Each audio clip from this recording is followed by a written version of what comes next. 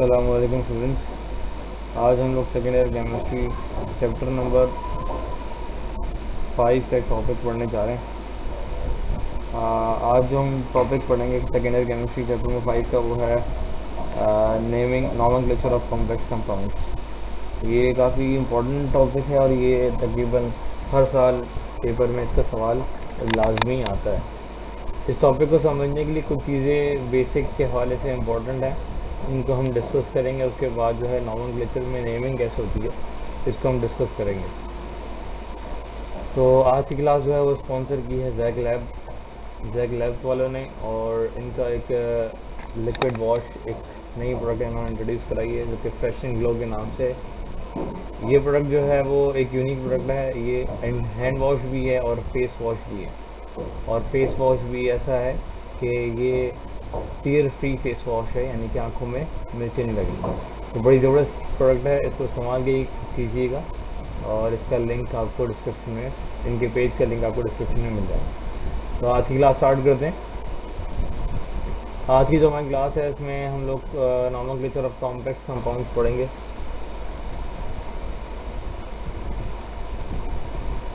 Complex compound की naming के लिए सबसे पहले आपको पता होना चाहिए कि कॉम्प्लेक्स कंपाउंड्स क्या होता है। तो यहाँ डेफिनेशन लिखी हुई कि any compound in which central atom metal is surrounded by atom और group of atom called ligands. तो कोई भी ऐसा कंपाउंड जिसमें जो मेटल है, जो कि सेंट्रल एटम मेटल है, वो मुख्तलिफ एटम से या ग्रुप ऑफ एटम से सराउंडेड हो, और उन ग्रुप ऑफ एटम्स को लीजेंड्स कहते हैं। और ऐसे कंपाउंड के अंदर एक से ज़्यादा टाइप के बॉन्ड्स मौजूद हों तो ऐसे कंपाउंड्स को हम क्या कहते हैं? Complex compound. कॉम्प्लेक्स कंपाउंड जो है, याद रखिएगा, इसके अंदर एक से ज़्यादा टाइप के बॉन्ड होते हैं, यानी कि इसमें कोवेलेंट बॉन्ड भी मौजूद होगा, इसमें आयनिक बॉन्ड भी मौजूद होगा, और इसमें हो सकता है कोऑर्डिनेट कोवेलेंट बॉन्ड भी मौजूद हो। तो इस तरह के कॉम्प्लेक्स कंपाउंड के लिए जो एक जनरल फॉर्मेट है इनकी रिप्रेजेंटेशन का, वो कुछ इस तरह का फॉर्मेट है कि कैटाइन अटैच होता है, और अगर कैटाइन होगा तो फिर जो हमारा ये जो कॉम्प्लेक्स आयन है, कॉम्प्लेक्स आयन के अंदर क्या क्या चीज़ें होंगी आपकी? मेटल होगा और लीजेंड्स होंगे। अभी हम बता चुके हैं कि लीजेंड्स क्या हैं। ये वो ग्रुप ऑफ एटम है जो कि अटैच हुए हैं मेटल के साथ, सही है। तो या तो ये हमारे पास नेगेटिव लीजेंड्स होंगे जो कि मेटल से अटैच हुए हैं, या फिर ये पॉजिटिव या फिर ये न्यूट्रल लीजेंड्स होंगे जो कि मेटल से अटैच हुए हैं। तो ये जो हमारे पास आयन है जो कि मेटल और लीजेंड से मिलकर बना है, इसको कॉम्प्लेक्स आयन कहते हैं। कॉम्प्लेक्स आयन से या तो कैटाइन अटैच होगा या एनाइन अटैच होगा, दो में से कोई एक चीज़ अटैच होगी, और पॉसिबिलिटी है कि इससे ये दोनों आयन अटैच ना हो, सिर्फ मेटल और लीजेंड का एक ग्रुप हो। तो ये तीन पॉसिबिलिटीज़ हैं हमारे पास कॉम्प्लेक्स आयन के लिए। अगर तो कॉम्प्लेक्स आयन से जो है हमारे पास पॉजिटिव, अगर कॉम्प्लेक्स आयन, ये पूरा कॉम्प्लेक्स आयन पॉजिटिव आयन है, तो जाहिर सी बात है इससे कोई negative group of atom attach होगा या नेगेटिव आयन अटैच होगा। तो तभी आप देखें कि जब कॉम्प्लेक्स आयन खुद पॉजिटिव आयन होगा तो देखें पॉजिटिव आयन की जगह पर लिखा हुआ है, तो ये एज अ कैटाइन इस्तेमाल हो जाएगा, इसको एज अ कैटाइन हम कह सकते हैं। और इससे जो कनेक्टेड ग्रुप होगा आयन का वो एनाइन होगा, यानी कि नेगेटिव पार्ट इससे कनेक्टेड होगा। तो ये टाइप है कब? जब कॉम्प्लेक्स आयन पॉजिटिव आयन हो खुद, सही है।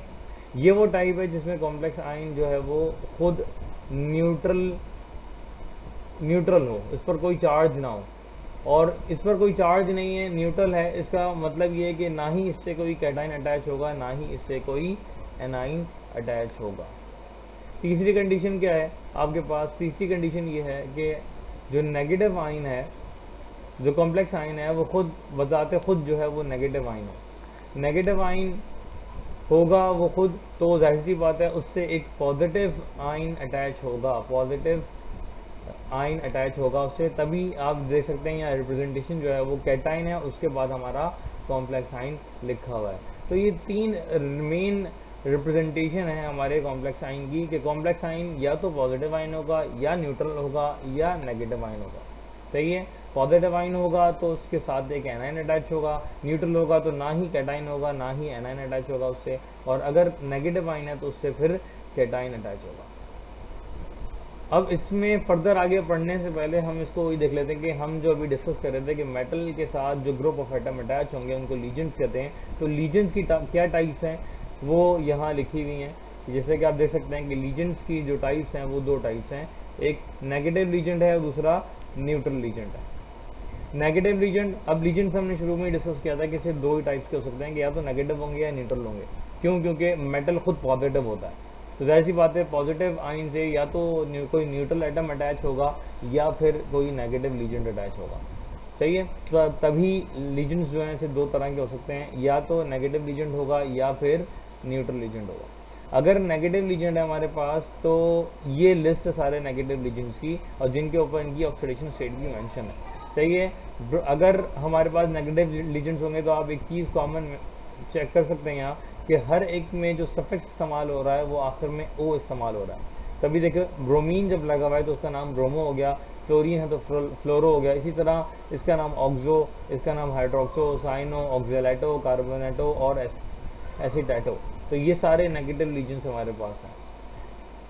इन सब की ऑक्सीडेशन स्टेट ऊपर लिखी हुई है। जैसे फॉर एग्जांपल ऑक्जेलेटो की -2 होती है, कार्बोनेटो की -2 होती है, एसिटेटो की -1 है, ब्रोमो की -1 है। तो इसमें कुछ लीजेंड्स नहीं भी लिखे हुए, सही है, और भी मजीद नेगेटिव लीजेंड्स होते हैं, लेकिन कुछ एग्जांपल्स के लिए आपको सिर्फ ये कुछ लीजेंड्स बता दिए गए। सही, अब हम आगे आ जाएंगे न्यूट्रल लीजेंड्स की तरफ। तो न्यूट्रल लीजेंड में अगर आप देखें तो न्यूट्रल लीजेंड हमारे पास ये वो लीजेंड्स हैं जिनकी ऑक्सीडेशन स्टेट 0 होती है। तो इनमें कौन कौन से हैं? इसमें एमाइन है, एक्वा है, नाइट्रोसाइल है, कार्बोनाइल है, डाइऑक्सीजन है, डाइनाइट्रोजन है, पायरिडीन है, और ये जो है हमारे पास ये इथाइलिन डायमाइन है।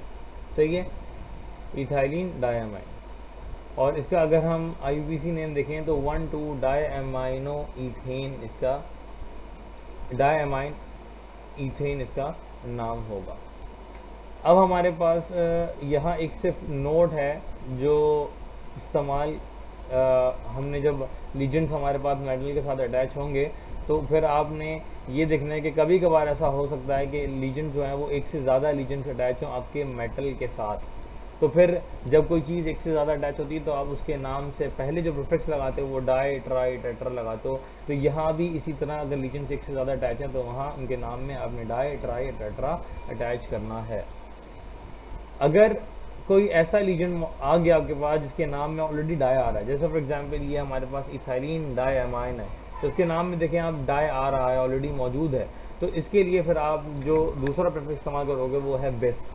तो यहाँ लिखा हुआ है कि डाई के लिए बिस इस्तेमाल करेंगे, ट्राई के लिए ट्रिस, टेट्रा के लिए टेट्राकेस और पेंटा के लिए पेंटाकेस एंड सो ऑन।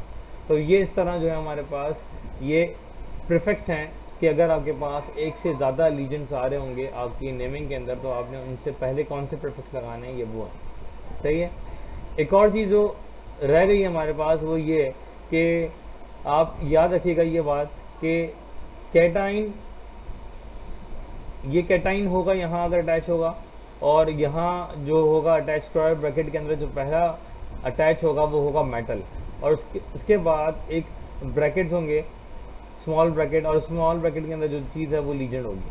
अब लीजेंड के बॉटम में आप देखें यहाँ x लिखा हुआ है, ये नंबर ऑफ लीजेंड्स शो करा हुआ है, कितने लीजेंड्स अटैच हैं, और इसको कोऑर्डिनेशन नंबर भी कहते हैं। सही है, तो ये जो x है ये असल में रिप्रेजेंट करा हुआ कि इस मेटल के साथ कितने लीजेंड्स अटैच हैं, ये कितने वो जो लीजेंड का ग्रुप है वो कितने अटैच है। फॉर एग्जाम्पल अगर यहाँ ब्रोमीन है और उसके नीचे 2 लिखा हुआ है तो 2 ब्रोमीन अटैच होंगे इस मेटल के साथ। सही है, और ये जो स्मॉल में नंबर होगा ये कोऑर्डिनेशन नंबर कहलाता है। अब आ जाते हैं वापसी कॉम्प्लेक्स नेमिंग, कॉम्प्लेक्स आइन पर। हम लोग ये डिस्कस कर चुके हैं कि कॉम्प्लेक्स आइन या तो पॉजिटिव आइन होगा, अगर पॉजिटिव आइन होगा तो हम जो है इसको कॉम्प्लेक्स आइन को हम कैटाइन कहेंगे, और उसके साथ कोई एनायनिक ग्रुप अटैच होगा।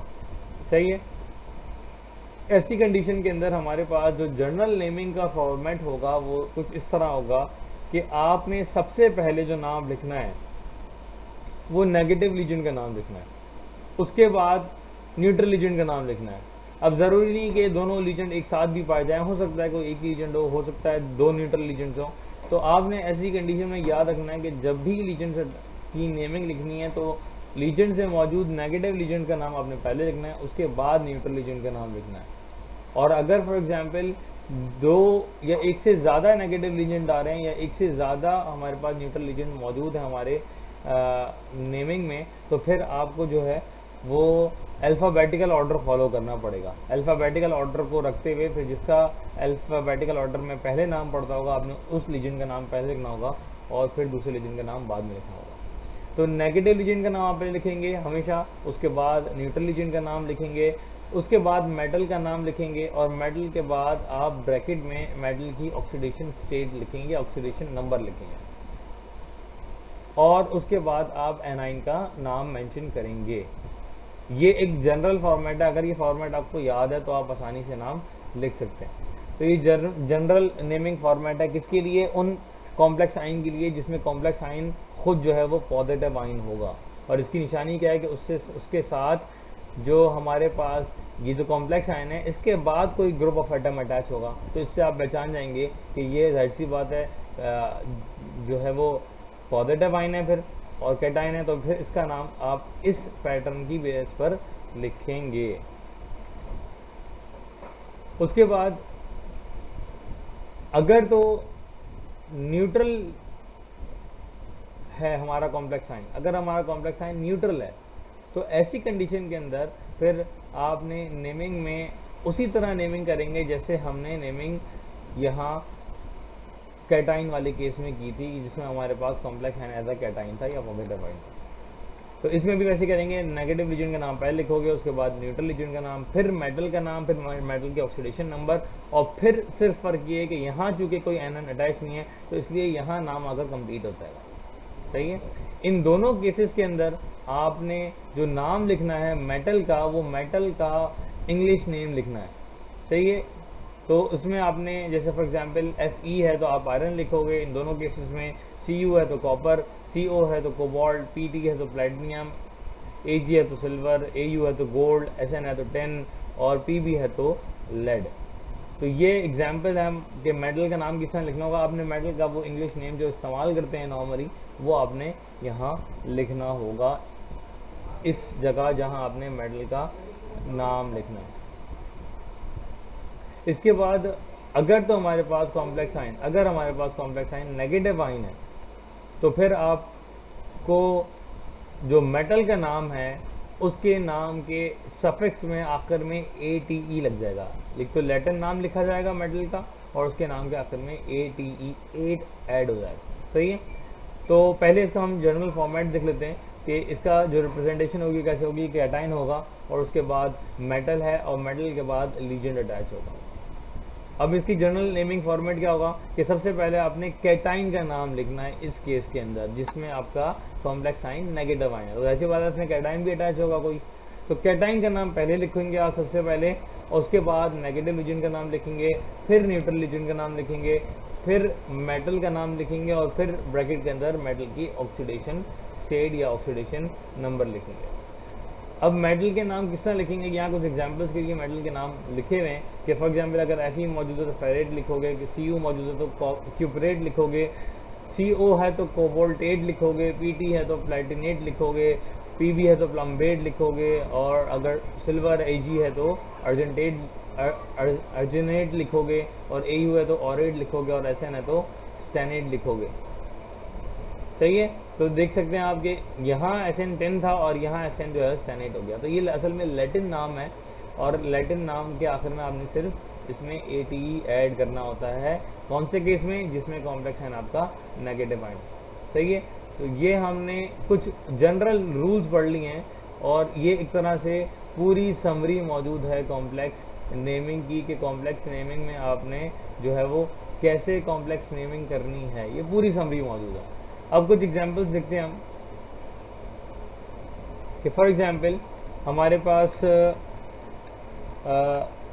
ये मौजूद है CrNH3 का होल थ्राइस, H2O का होल थ्राइस और फिर Cl3 मौजूद है। तो अब इसका नाम कैसे लिखेंगे आप? तो सबसे पहले देखो ये जो लीजेंड है ये कौन सी लिस्ट में मौजूद था, NH3 देखो ये न्यूट्रल एजेंट की लिस्ट में मौजूद था, इसका मतलब ये न्यूट्रल एजेंट है। इसी तरह हमारे पास ये जो वाटर है ये भी कहाँ मौजूद था, देखो ये न्यूट्रल एजेंट की लिस्ट में मौजूद था, तो ये भी इसका मतलब न्यूट्रल एजेंट है। तो इसका नाम, अब सवाल ये है कि दोनों न्यूट्रल एजेंट है तो हम क्या है पहले किसका नाम लिखें, तो अल्फाबेटिकल ऑर्डर फॉलो करेंगे, तभी एमाइन का नाम पहला आया और एक्वा का नाम बाद में आया। तो चूंकि 3 एमाइन लगे में तो क्या हो गया ट्राई एमाइन, 3 एक्वा लगे में तो क्या हो गया ट्राई एक्वा। तो ट्राई एमाइन ट्राई एक्वा, इसके बाद मेटल का नाम आता है, ये रहा मेटल, क्रोमियम नाम है इसका Cr, तो लिख दिया हमने क्रोमियम, और उसके बाद आपने ब्रैकेट में ऑक्सीडेशन स्टेट ऐसे ही छोड़ देनी है। नाम लिखने के बाद आपने ऑक्सीडेशन स्टेट मालूम करनी है। तो यहाँ ब्रैकेट फर्स्ट करोगे खाली है, उसके बाद आपने चूंकि ये एनाइन अटैच है तो आपने एनाइन का नाम लिख दिया क्लोराइड, और एनाइन के नाम में जो है आखिर में हेलोजेंस में IDE आता है, सही है। तो ये हमारे पास का नाम हो गया क्लोराइड। अब एक बात देखो कि बेशक क्लोराइड 1 लगा हो या 3 लगे हो, आपने क्लोराइड की क्वांटिटी नहीं लिखनी है, क्वांटिटी सिर्फ लीजेंड्स की लिखते हैं, सही है। अब इसकी ऑक्सीडेशन स्टेट देखते हैं, हमें क्रोमियम की ऑक्सीडेशन स्टेट मालूम करनी है, हो गई X, एमाइन की ऑक्सीडेशन स्टेट हो गई 0, 3 लगे में 3 से मल्टीप्लाई कर दिया। इसी तरह वाटर की ऑक्सीडेशन स्टेट है 0, 3 लगे में 3 से मल्टीप्लाई कर दिया, प्लस क्लोरीन की ऑक्सीडेशन स्टेट क्या आती है, यहाँ हमने लीजेंड्स में देखा भी था, यहाँ चलो लिखी भी नहीं है, लेकिन हेलोजेंस की सबकी चाहे क्लोरीन, फ्लोरीन, ब्रोमीन, आयोडीन हो, इन सबकी -1 होती है। तो क्लोरीन की क्या हो गई -1 इंटू 3 क्या हो गया -3। अब वो इक्वल्स टू के उधर जाएगा। अब इक्वल्स टू के इधर हमने 0 क्यों लिया, इस पूरे पर कोई चार्ज नहीं है, अगर इस पूरे पर कोई चार्ज होता तो वो यहाँ कहीं मेंशन होता। जब कोई पूरे पर चार्ज नहीं है तो इसका मतलब ये इक्वल्स टू 0 है, ये पूरा जो हमारे पास कॉम्प्लेक्स मॉलिक्यूल है ये न्यूट्रल है। तो न्यूट्रल का मतलब क्या, इक्वल्स टू 0 हमने ले लिया। फिर क्या किया, जब उसको सॉल्व करोगे तो -3 इक्वल्स टू से उड़कर इधर आएगा तो क्या x इक्वल्स टू +3, तभी हमने रोमन के अंदर 3 मेंशन कर दिया। इसी तरह आगे आप देखेंगे ये प्लेटिनियम मौजूद है Pt और NH3, और इसके ब्रैकेट के 5 मौजूद है, फिर Cl है और फिर Br3। अब जो हमारे पास इसका नाम क्या हो जाएगा, क्योंकि एमाइन लगे में कितने लगे में 5 लगे में, तो क्या हो गया पेंटा एमाइन।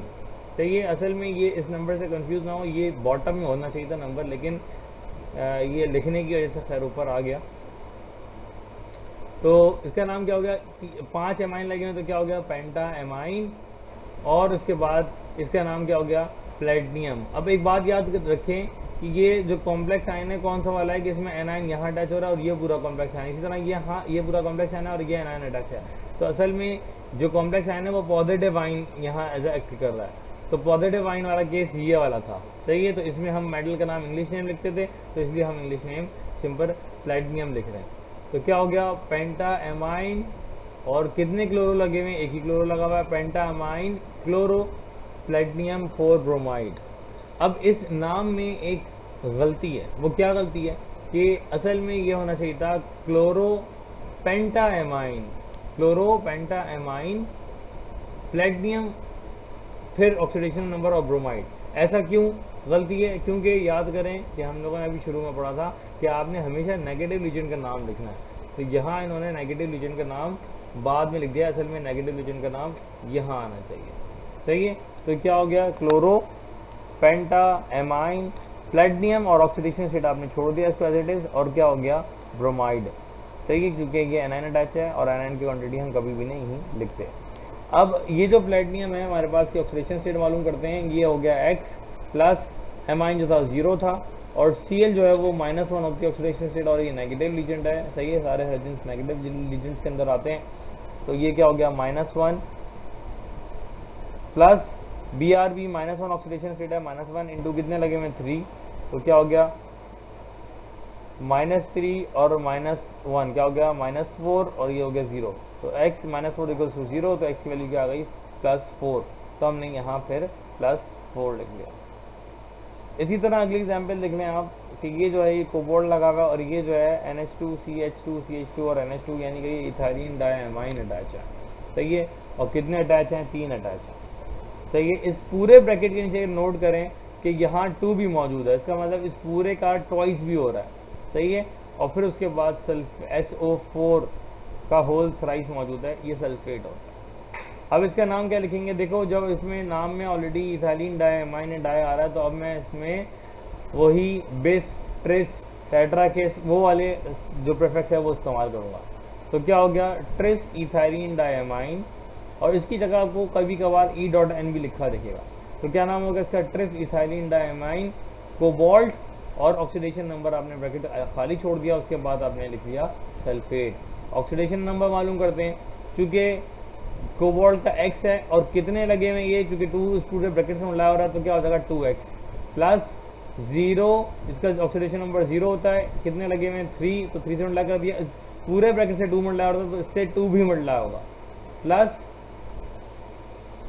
अब SO4 होता है -2, तो ये तो -2 मल्टीप्लाई होगा 3 से, तो क्या हो गया 3 2 6, तो क्या हो गया 2x - 6 = 0, तो x की वैल्यू क्या आ गई +3, तो आपने यहाँ 3 मेंशन कर दी। तो अभी तक हमने जो केसेस पढ़े सारे उसमें क्या केसेस थे कि इसमें आपके पास जो कॉम्प्लेक्स साइन था वो पॉजिटिव आइन था, तभी आप इसमें मेटल का इंग्लिश नेम लिखे थे।